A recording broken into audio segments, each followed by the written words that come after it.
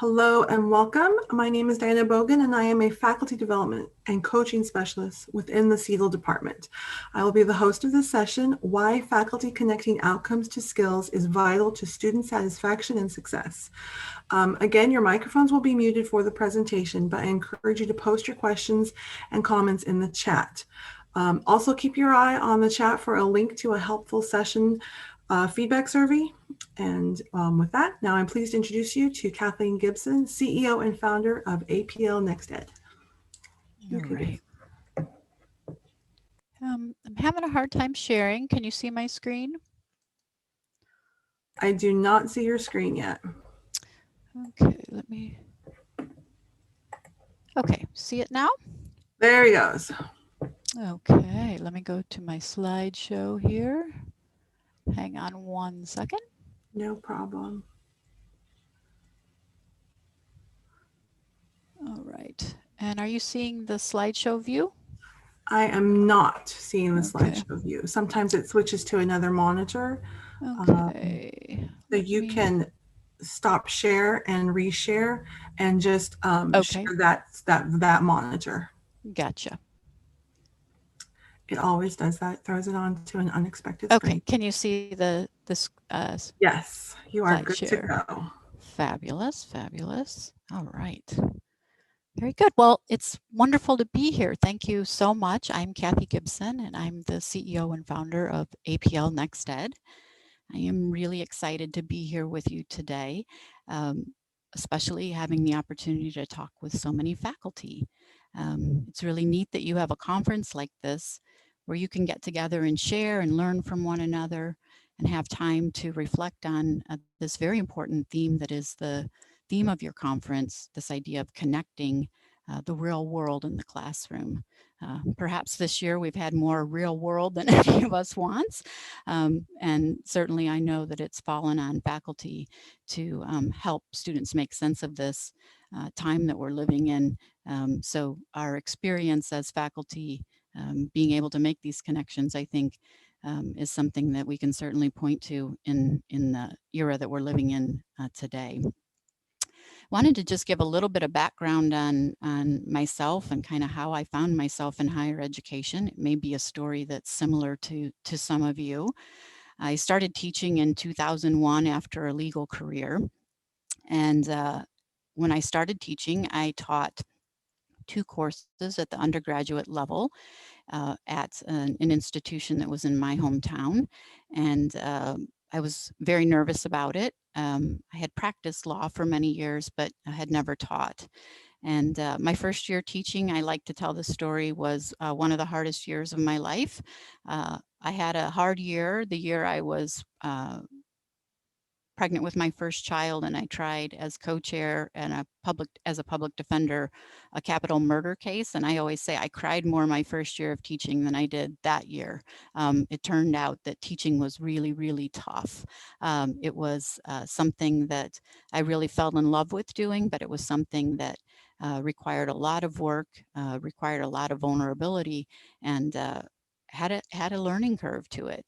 And so when I reflect back on sort of the challenges, the years that have been challenging to me in my career, that first year of teaching is one that I point to that was that was terribly difficult. After teaching for 14 years, I started to work in the administration and served as a dean and program chair for many years. And during that time, continued to teach, which was a real benefit that I got to experience despite being an administrator. But I also began to recognize that while there was a lot of software coming into the education space to support and help with content delivery through learning management systems and through other kinds of resources like that. And while there was a lot of software to support sort of understanding students in student information systems, there wasn't a lot of software, much software at all, to help academic teams stay connected. And so 5 years ago, I started APL Nexted, which is a comprehensive academic operations platform to really keep the whole academic team connected. One of the things that I learned in teaching, even in that first year, was how vital it was that I had the support network that I was eventually able to establish with peers, and that I also was aware of the kinds of resources that the institution had to support me in my teaching. And so it's kind of that old adage that it takes a village, but I think if faculty are going to be successful, if we're going to have the kinds of learning experiences, provide the kinds of learning experiences that we want to for our students, we've got to understand and be connected to the resources that are available to us at our institutions. So one of the things that we really hope to accomplish when we set out to create APL Nexted was to establish a forum, establish a place where the entire academic team could come together and collaborate. So our mission is really to do exactly that, to provide extraordinary software coupled with service and support to help academic teams bring their to help academic teams come together and to help them achieve their academic missions. And I think there's no one who's more central to achieving the academic mission than the faculty. And so we're excited about the ways that we're able to connect institution administrators, deans, program chairs, instructional designers, librarians, career counselors, all sorts of people together in this one platform, working toward that common goal, that common purpose of the academic mission. So we were able to partner with Ashford University last year, which has been a fabulous partnership for us. They have been absolutely terrific to work with on every level. It's been really, really encouraging and inspiring to see their commitment to faculty and their commitment to providing the resources around best practices for teaching and learning and all the other kinds of support that faculty can take advantage of to ensure that they're doing the best job they can in the classroom. And so it's been a fun partnership to see in light of seeing the kinds of things that Ashford's sort of on the cutting edge doing in order to support their faculty. Let me see. I got to change this slide and I don't know how it's going to let me. There we go. Okay. All right. I'm going to change here. So as part of that new partnership that we established with Ashford a year ago, they asked me to come and say a few words today about connecting teaching in the real world. And I'd like to start the talk in just a moment or two by giving a little bit of context as to why it is important that as faculty we make these sorts of connections from students. And then I want to talk about faculty's unique role in doing this. I mean, we're as faculty on the front lines, right? We are have availed to us the resources of the institution to support us in our teaching, but we also are the ones who are, at the end of the day, responsible for making sure that students have that learning experience that is going to be for them both a success and something that they're satisfied in. And so a lot of the pressure, a lot of the work really comes on us as faculty. And I want to talk a little bit about how faculty are uniquely qualified to help make the kinds of connections that we're learning are so vital, particularly in the age that we're living in today. And then last but not least, I want to look at some practical ways that we can make those sorts of connections for students. So this is probably an understatement, but something worth reflecting on. I think all of us have recognized in watching media or reading media, and maybe in our own experiences with our own families and certainly with our students, that higher education will never be the same after COVID and after the experiences that we've all had this year. One significant way in which higher education, I think, changed forever in 2020 was that online delivery moved from being just sort of an acceptable mode of delivery to being the only option and the most important form of delivery. I think looking at higher education trends, and even a decade ago, looking at the emergence of MOOCs and so forth, they began to create a certain credibility and a certain acceptance of online education. But I think 2020 and COVID really sealed this idea that this is a great way to learn, and it is a way that requires a unique sort of teaching and a unique sort of mentoring and a unique sort of culturing of students as they learn a little bit differently and maybe have more responsibility for learning in an online delivery mode. And so this, I think, is going to be the year when we reflect in history on 2020 that changed higher ed. Firstly, because it made online delivery the most significant and most important form of delivery.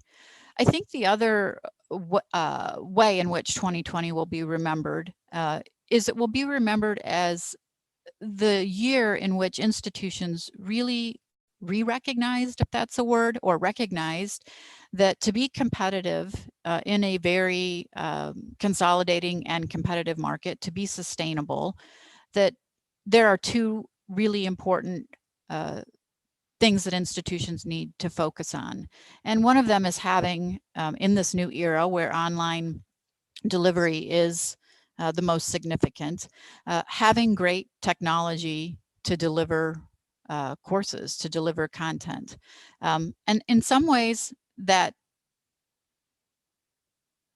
requirement to be sustainable, or that need in order to be sustainable, or that consideration around great technology, is the easier of the two in my mind. The second is having great faculty.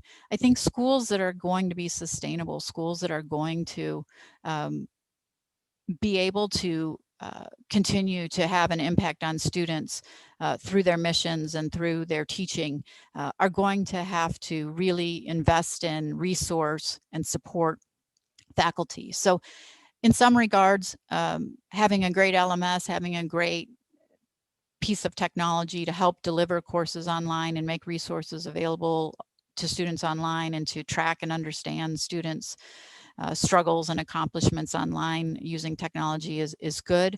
I think more important, though, is the role of that faculty member, and having an assurance that the faculty that you have teaching students have the resources and support they need to be successful.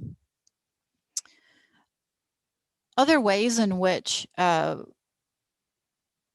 2020 will likely be remembered as a year that significantly changed higher education comes in this shift from, or solidifying this shift that we've been talking about for a long time. That's been a long time coming in higher education, but I think has been sort of solidified as something that sustainable institutions and thriving institutions need to think about. And that is this idea that credentials need to be considered in light of skills, or spoken about or talked about in light of skills and competencies.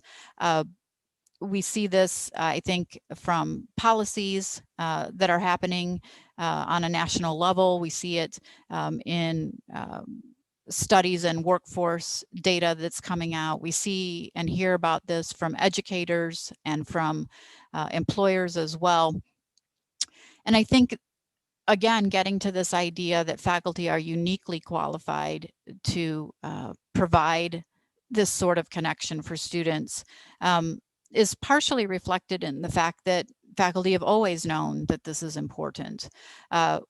We have always understood that we need to help students understand what it is they're learning, how to talk about what they're learning. We do this through meta-learning exercises. We do this through group discussions. We do this in application exercises. We do this when we bring practitioners or experts who are working in fields that are related to the courses we're teaching into the classroom. So I think that faculty are not only uniquely qualified and uniquely positioned to make these connections for students, but we're also very well versed and very experienced in making the learning experience one in which content is applied, content is understood in terms of what its significance is or what its impact is, and content and knowledge is understood as a way to express the skills and express the knowledge that students have acquired. This is some interesting data that I think really lines up with this emergent trend, or this emergent idea that it really is incumbent upon institutions to resource their faculty and for faculty to make a point and be intentional about making connections between what students are learning as those objectives or goals are outlined in a syllabus or in a course description or in a learning outcomes sort of analysis, to the kinds of skills that the market is asking for. This data comes from a Gallup Strata poll that was done just in the last 3 months and published recently. But I think the 4 slides that we're going to look at lay out very clearly why it is so important and so vital that faculty begin to help students build these connections between learning outcomes and skills. 1 in 3 college students say their school is excellent or very good at connecting education to meaningful careers. 1 in 5 college students say COVID-19 has made their opportunities for career exploration much worse. Fewer than 1 in 5 current college students strongly agree their education will be worth the cost. And this is I think, the most significant slide. When students have the support to connect their education to career, they are more likely to say their education will be worth the cost. I think for a long time, we've had this debate in higher education, one that has been precipitated and sustained, I think, by the faculty, that our job really is not to be career counselors, that we are not workforce skills trainers, that we do something more, we do something different. And I think that that's entirely true, but I also think that it's creating those sorts of arguments and conversations create false dichotomies that don't need to be there. I think that we have always, as faculty, understood the importance of helping students understand how to understand their learning, or how to talk about their learning, or how to apply their learning. And I think when we create the false dichotomy of talking about knowledge or intellectual capacity and skills as being mutually exclusive, we do a disservice to the work that we do. So this is the context. These are part of the reasons. This is the why making these connections is so important. Next area I'd like to discuss is why faculty themselves, or why faculty have a unique are uniquely positioned to help students make these connections. You've all, I'm sure, seen this data that was also partially came out of a Purdue Gallup study. But faculty have the single most significant impact on student success. We're the ones that are, again, on the front lines. We're the ones that are using the resources of the institution to make sure that our academic missions and students are having positive and successful learning experiences. So I think it is incumbent upon faculty, all of us, to think about ways in which we can answer some of the data that came out of the poll results that I just shared, or how we can begin to help students think about what it is, what sorts of skills they have that are being honed, that are being created, that are being perfected in our classrooms. And so these are some very practical ways to do that. One way is to simply translate your learning objectives, your course outcomes, your course goals to workforce skills. There's a terrific resource called MZ, and I think Ashford has a membership or a license to the MZ data, but there are other ways you can do this using search criteria around your student outcomes or your student goals, learning outcomes, as they're set forth again, either in your syllabi or in your course descriptions or in your assessment learning outcomes. And a simple example of this is when I was teaching law, I taught a comparative international law course, and we looked at sales law, and we looked at two particular international treaties that look at sales law.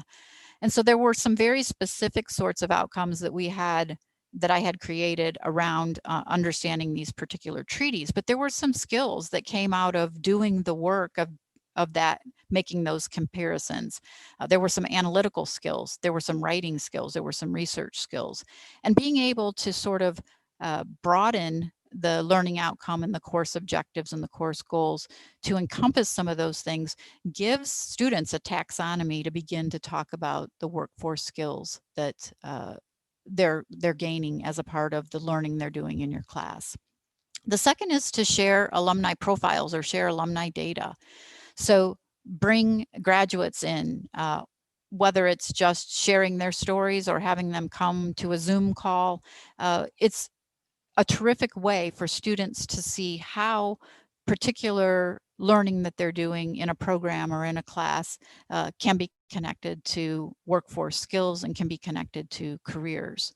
You can also, as I mentioned, bring in alumni to tell their own stories about how it was the skills that they learned in the courses that were translatable over the course of my now 5th career, rather than necessarily specific pieces of content or knowledge that they may have learned in a particular course. So these 3 ways, I think, are very very specific ways that you can begin to make those connections.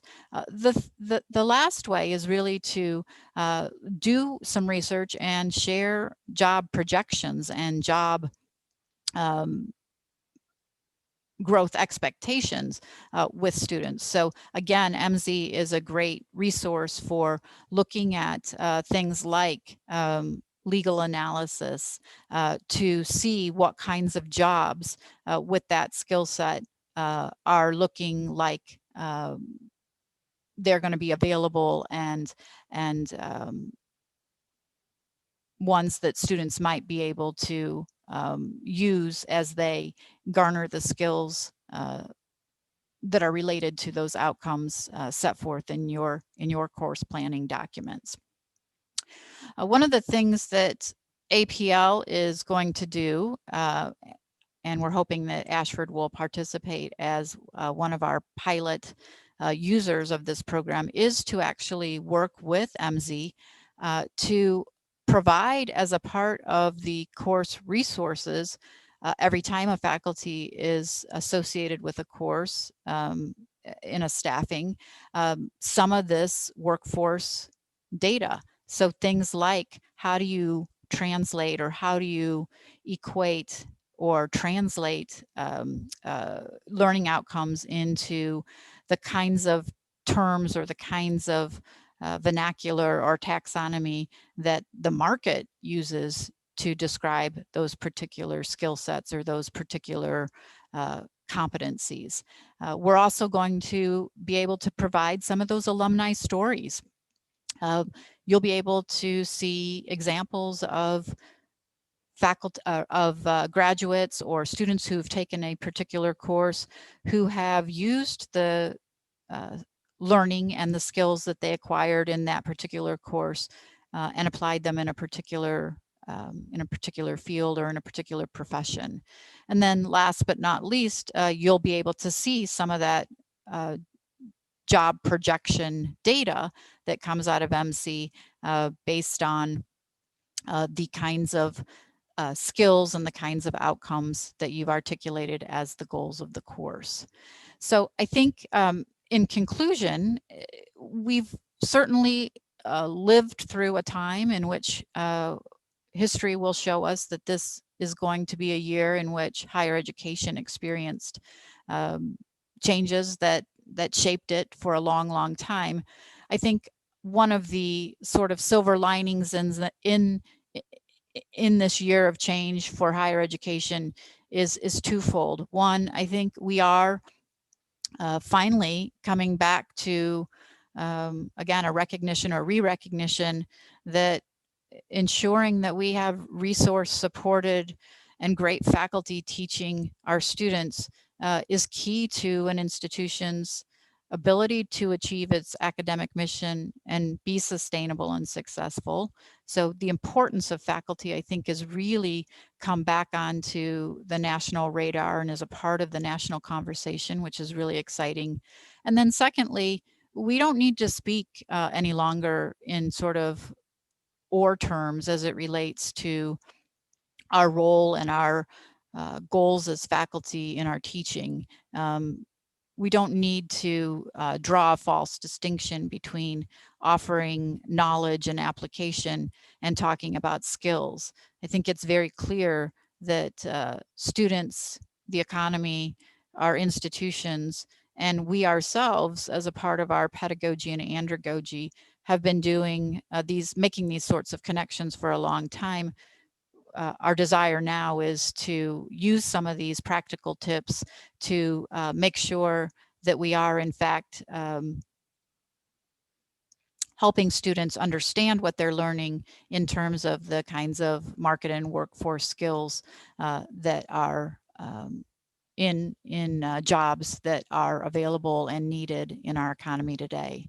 So I again am so grateful to have had the opportunity to hopefully make a small contribution to this excellent forum and resource that you all have as faculty to share and learn from one another. I invite any of you to ask a question. I know we're getting close to time here.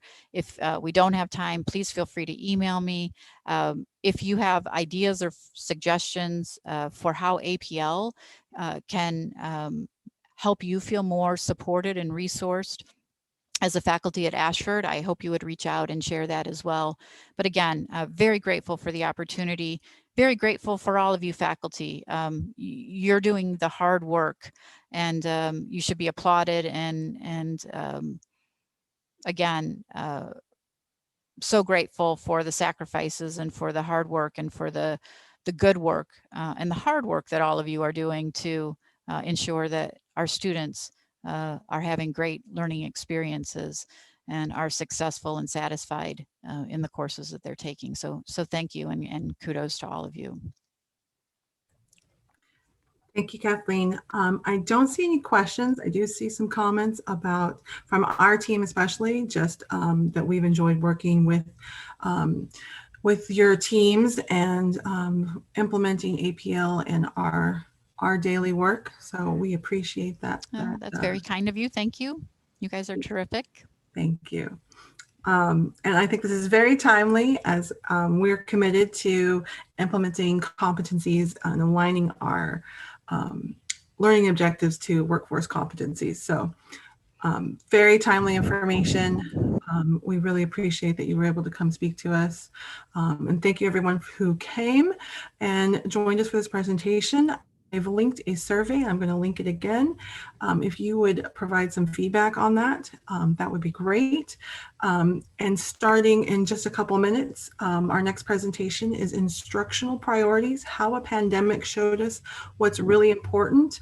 And that's going to be with our own VP of our department, Morgan Johnson. So I encourage you to go ahead and join that session. It's the only one at 10:30. So if you're not needing a break, I would head over there. You can find the link on the TLC event page on Eventbrite. But I will go ahead and post it for you right here, just so it's a little easier if you don't already have it. So again, thank you and have a great day. Yeah, thank you. Bye-bye.